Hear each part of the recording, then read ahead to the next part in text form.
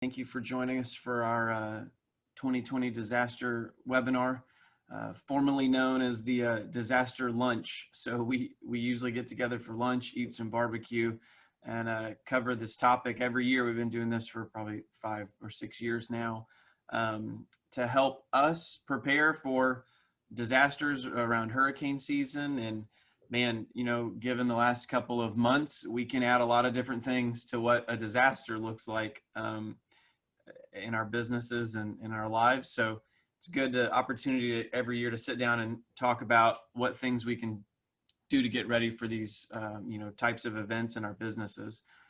One of the things we like to do at Straight Edge, just to help us go through this, I've lived in South Texas my whole life. I'm used to hurricanes, but every year we have a meeting where we go over these things internally just to make sure that we remember and learn from the past and implement those changes to make hurricanes and disasters and floods and power outages and all these different things that can happen, make them less of an impact. So today we want to talk about some specific client stories that we've had. We want to talk about some of the things that we do to plan and some of the things that hopefully jog your memory and get you in the mindset to get ready for a disaster. I have everybody muted, but if you want to say something, reach out in the chat, and then at the end we'll have some time for a Q&A, and I'll unmute folks. But we got a little presentation here, so we're going to get going. So, first things first, we want to look at what's critical for our business to function. That's kind of where we start when we think about disaster planning. So we want to identify those critical functions inside the company. We want to classify them from like highest to lowest priority, and then we want to complete a chart that we have, and we can send this chart out to everybody, or you can make your own. I'll show you on the next page what we mean, but you basically want to look at all of the things it takes to function inside your business and make a plan for each thing. It helps to not think about the people that are doing the function as much as it is what the function is that needs to get done to start with.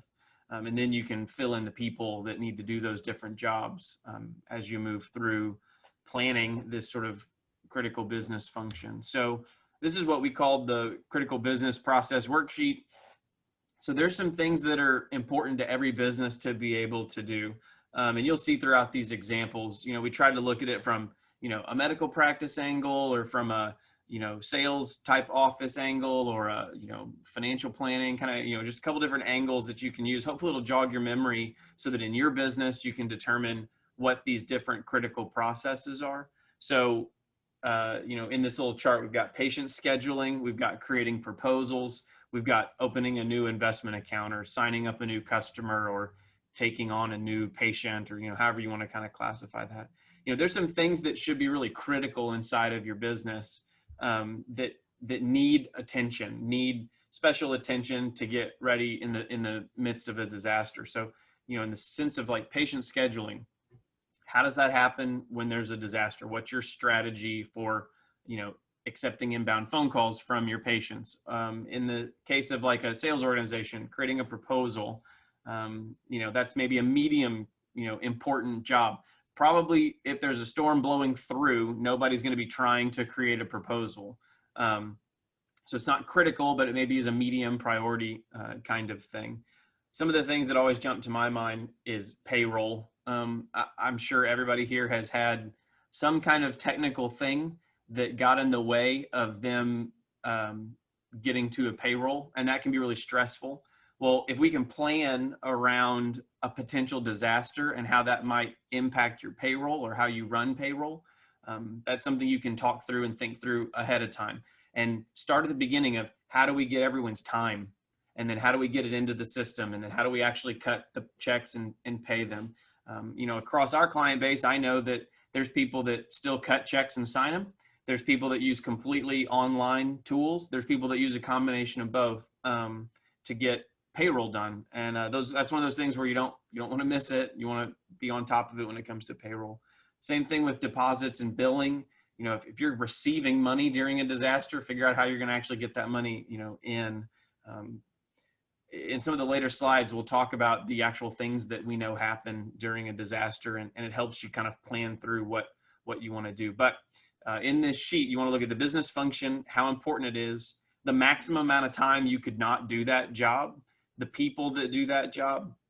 You want to kind of write out their roles, the resources, and then what the impacts are. And then over on the side, it's nice just to have a couple of bullet points of what you're going to do so that you can communicate to everybody in your office or in your company, or maybe even your customers, about what you're going to do in the event of a disaster to cover that business function. You know, we're going to route the phone calls here, and we're going to answer them this way, and then we're going to communicate with our internal staff this way. It's nice just to have it down on paper ahead of time. So business process worksheet. We can email this template out if anybody's interested. One of the ways that this came to fruition for us recently was about a year and a half ago.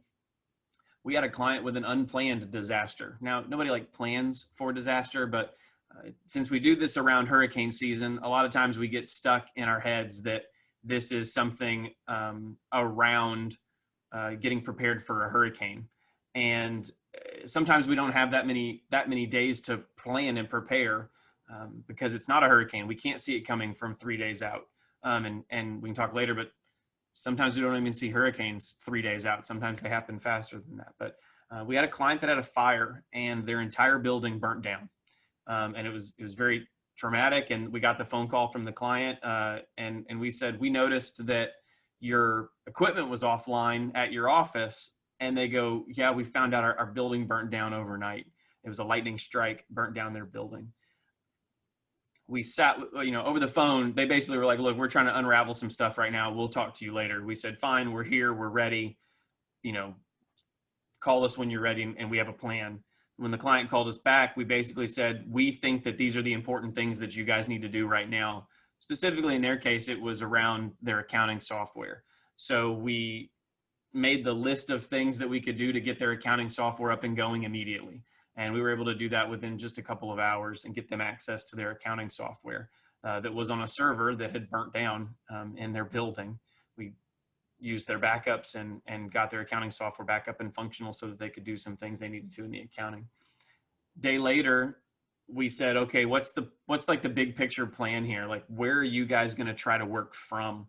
And so in their situation, they were able to bring in some trailers that they were able to temporarily put everybody in. And about the same time we found out they were putting in trailers, we were able to go and start buying the equipment they needed to go in those trailers so that they could get back up and going as soon as those trailers showed up.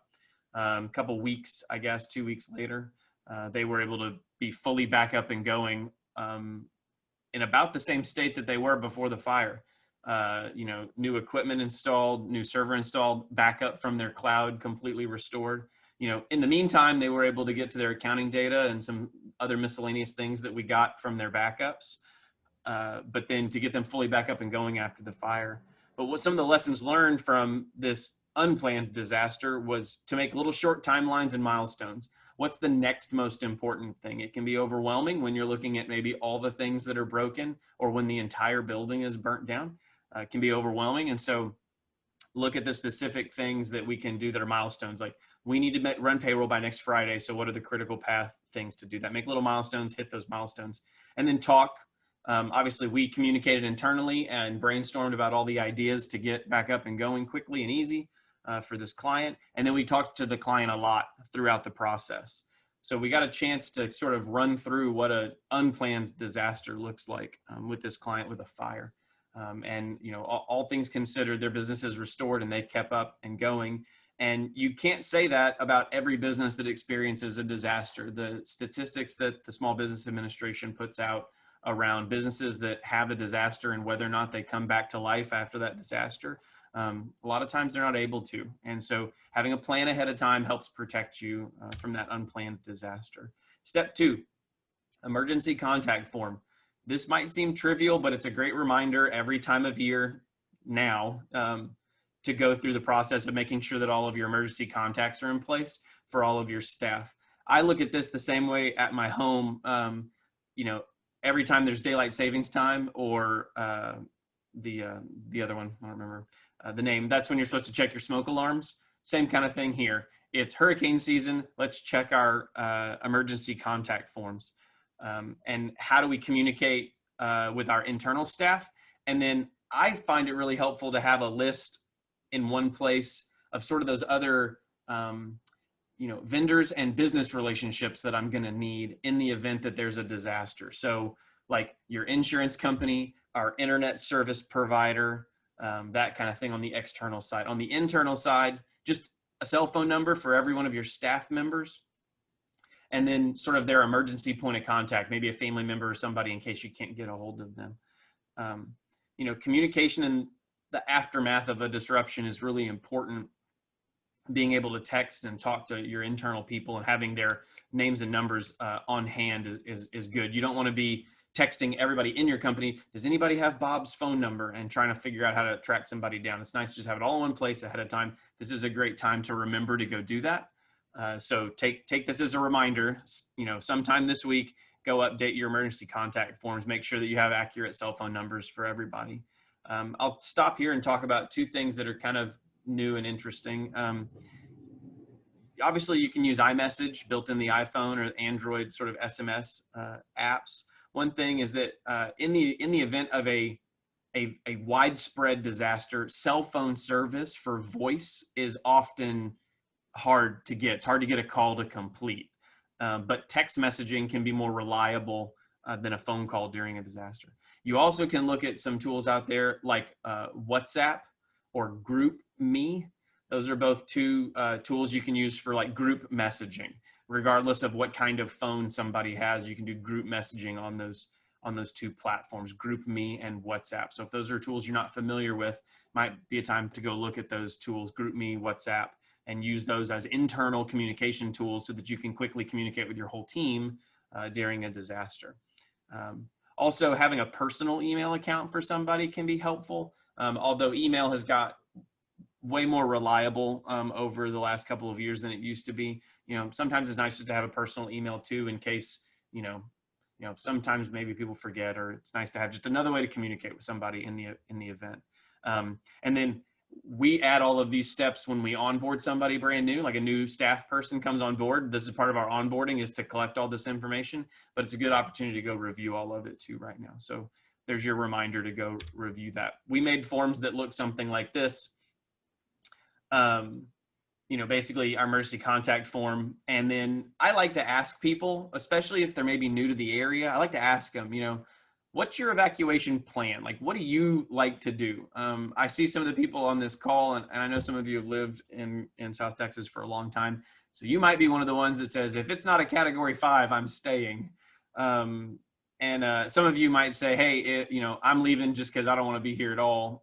So find out from your staff maybe what they're thinking they want to do, and maybe just make a note about what their evacuation plan might be. Kind of helps you gauge their level of comfort and what they're going to do. Also, communicating with, if you're the leader or the owner of the company, being able to communicate with all of your staff about what you're doing is probably another helpful thing too. One, to set an example, but then two, just so they know where to find you in the event that something happens. And like I said, important company contacts, your property insurance company, business interruption insurance, internet service provider, those kinds of things are good to have quickly to get a hold of. Send this document out ahead of time, around this time of year in hurricane season. So we've had these hurricane plans for a long time, and we followed them kind of year after year as things happen. But when Hurricane Harvey came through, we had our plans were different. They didn't work the way that we thought. And so we've made some revisions to how we operate inside of a hurricane now as a result of Harvey. And then in a second, we'll talk about Hanna. But I didn't realize that this is almost the same week that Hurricane Harvey blew through a couple years back. But if you remember back when Harvey started to be a problem, it went from a depression, maybe some rain, to a very powerful storm in a pretty short amount of time, just a couple of days. And where we had some hurricane plans that were like 72 hours before landfall, but it seems like if a storm's going to come from this sort of Gulf, Yucatan area, we might not have that much time. And so we want to be able to execute these things quickly when things come up related to a storm. So you can see here, landfall within roughly 3 days or 4 days. That's not as much time as we used to have when we thought about a hurricane. So we've made it to where we've kind of accelerated some of our plans. And the good part is if you take you have a plan that was this long, when you have less time, you compress it and do more faster than when we used to.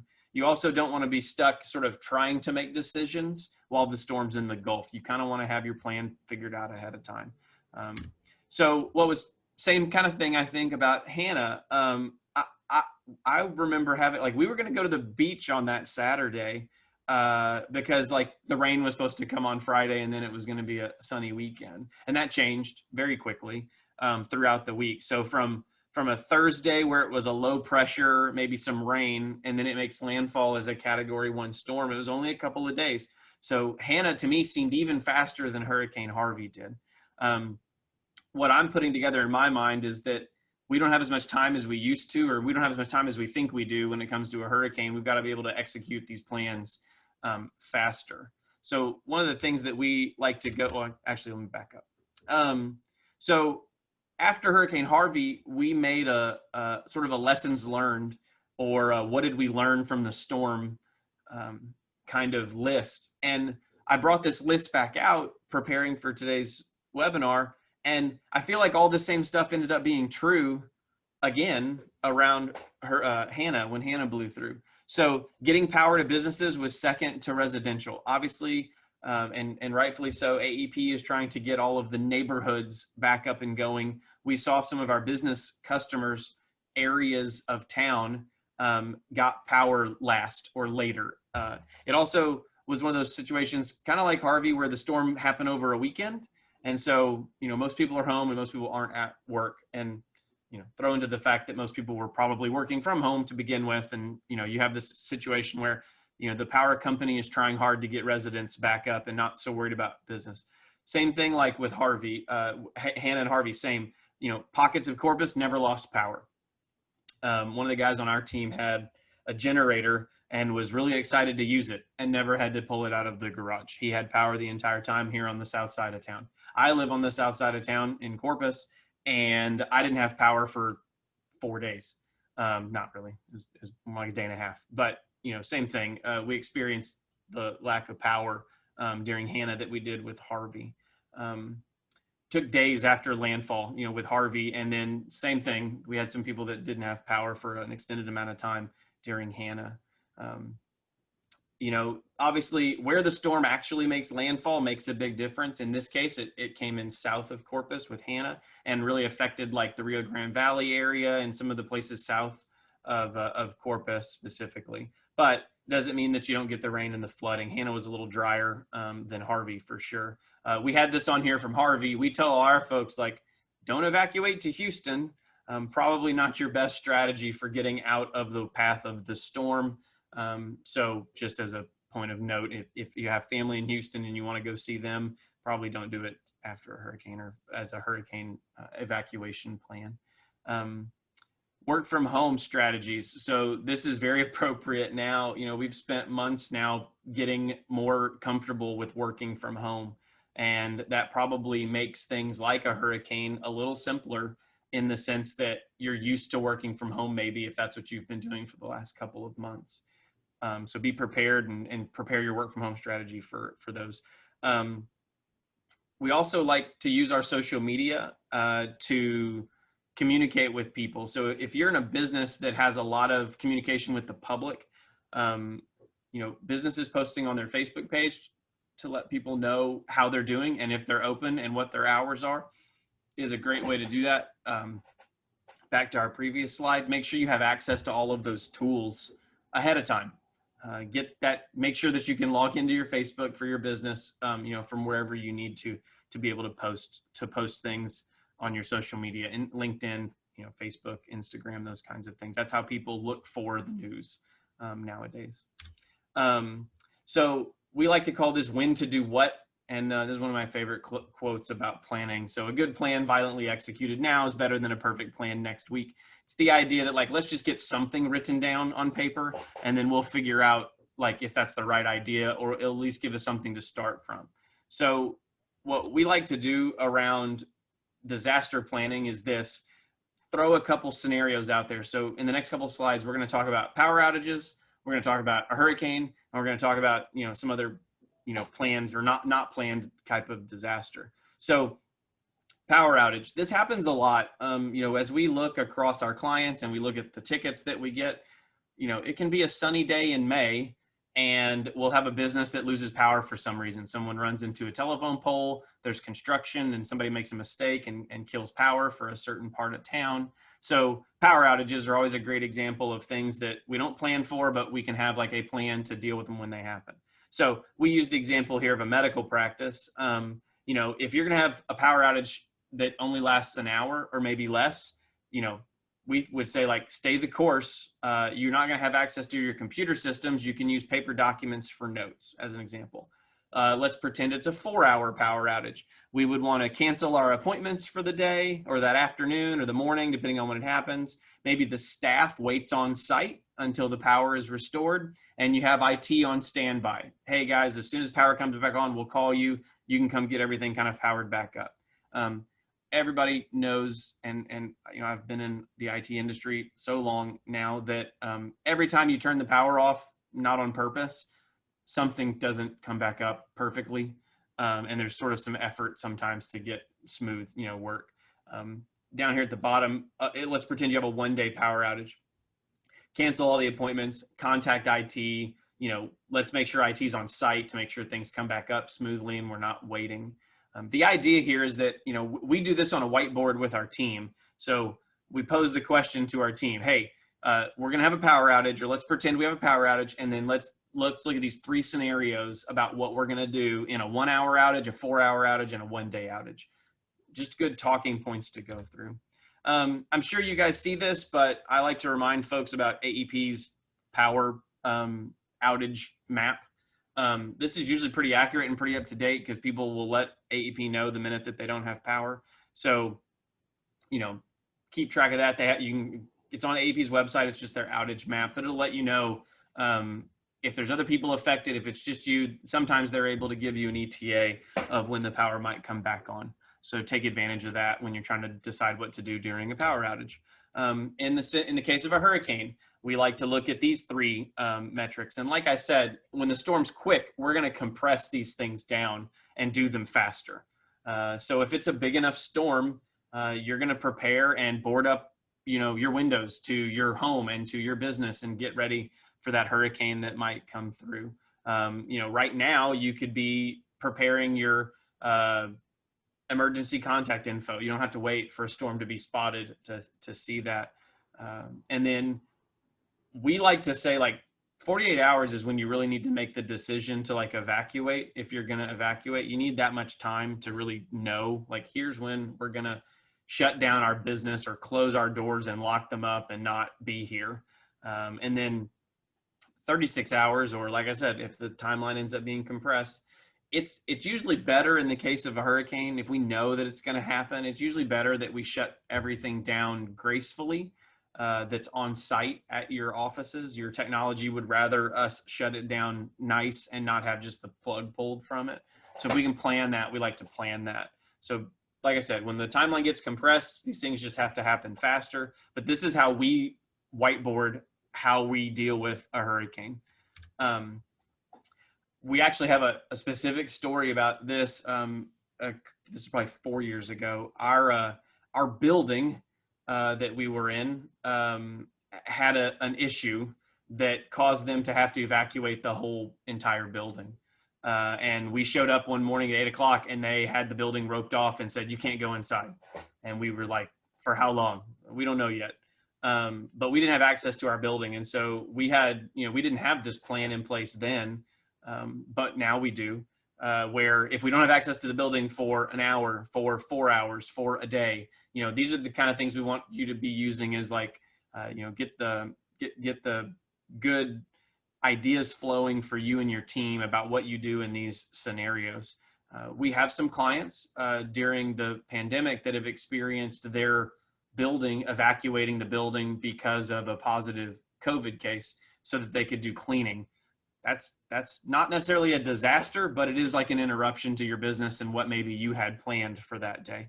So it's a good opportunity to think about how you might want to address something like that. 1 hour, 4 hour, 1 day, like what are we dealing with so that you can make your different sort of scenarios about what to do in those cases. For those of you on the call that are our clients, we've probably gone through this exercise with you where we look at the data, which is the far left column, the application or the data or the server or the, however you want to sort of frame it. But the thing that we want to protect, and then all the way to the right is how we go about protecting it and how we feel like our client needs to take care of that data and information.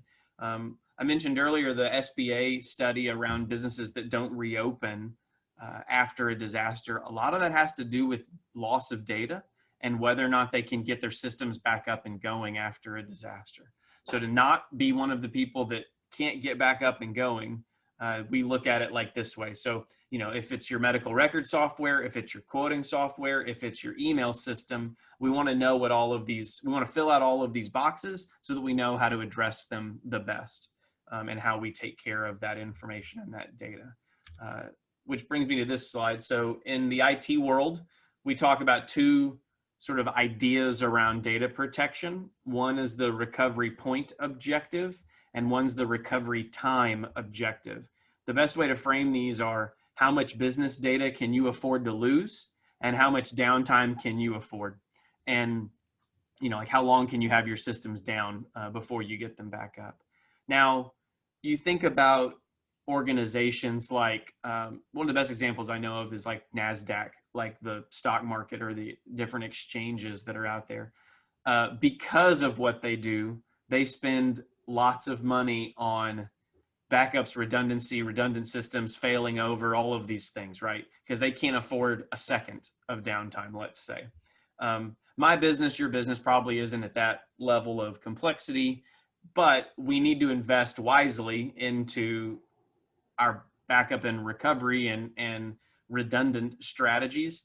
So we have to add, I've sat with people and they say, I can't afford to lose any of my data. And we go, well, if you want to lose zero, that's a really expensive proposition. So we kind of the reality of it is there's some amount of data that you probably can afford to recreate. You can afford to recreate it, and you can afford to protect it. And we just try to find that balance of what do we invest inside of protecting your data, and how much is that worth to the business? And it's a good conversation to have to make sure that, sort of the goals of IT align with the goals of the business and how much data you can afford to lose. So in a typical scenario, we're saying most customers could probably afford to back up their data 4 times a day, 8 in the morning, noon, 4 in the afternoon, and 8 o'clock at night. That usually covers a pretty wide range of business operations and data that they have. And then you want to offsite that data every night. In the case of the customer we had with the fire, their on-site backups burnt up in a fire. If we did not have the off-site backups, they would have lost data. In their case, they actually really did lose no data. They had closed out of QuickBooks as the example. They closed out of QuickBooks for the day and saved all their stuff. And then at 8 o'clock that night, a backup went off-site. And then I think the fire was in the middle of the night. And so they actually didn't have any data loss. Like all the records that they had entered the day before were in the system when we restored from their backup that was in the cloud. But that gave them a lot of flexibility. And they actually, like I said, they didn't lose any data because of when the disaster struck. So we want to talk about those things with you. If you're our clients and you want to have this conversation again, we like this conversation. It's good to have and set expectations. And so, if this is something that's interesting to you, like we want to talk through that with you. We don't want our clients to lose data. That's some of the most detrimental things to a business is to lose their records. And then just for what it's worth, sort of as another reminder, like check your smoke alarms. Get the right insurance coverage. This is a great time to play 21 questions with your insurance carrier. What if this happens? What if that happens? What if this happens? To really get a good understanding of what you're insured for and how you're going to recover. Back to the customer with the fire, they were able to quickly tell us what they could afford to spend to recreate their network so that we could do it fast because they knew what their coverage looked like. They said, we have this much to rebuild the network. We said, great. And then we went to town and got that done for them because we knew ahead of time like what their options were, and they knew ahead of time what their options were. So check your smoke alarms, or in this case, talk to your insurance folks about what kind of coverage you have. If you're one of our clients, we keep track of all of your IT inventory, so we know what all the pieces and parts are that you have. But for your other documentation, it's always good to go shoot a quick video, like take your camera phone, iPhone, run around, take pictures of or video of what your office looks like right now, so that you have a good idea of what's where and how much you have, and that way it can be, easily reproduced if something were to happen. So that's really just a quick reminder for everybody. If anybody has any questions, I'd be happy to take some questions and answers right now, or you do the questions, I'll do the answers. But if you want to do the raise your hand inside the window, or do the chat box inside the window, I'm more than happy to answer some of your questions right now. So if you have one, go ahead and start typing it in there. I'll send these links out after the presentation, but there's a couple things I also like to include when we talk about this disaster preparedness. The Red Cross has a great template for family planning. So you're going to spend all this work planning your business potential disaster interruption and how you deal with that, but do some work to plan your family preparedness plan as well. And there's a PDF there that we'll send out that you can use for your family. The SBA also has lots of information that they put out every year, checklists and things like that. We can send those out to you as well. And then that's a link to that AEP outages website too that you can use to pay attention. So I'd love to see if anybody has any questions. I'll unmute you if you'd like to say something, or if not, then we'll just wrap up here in about a minute.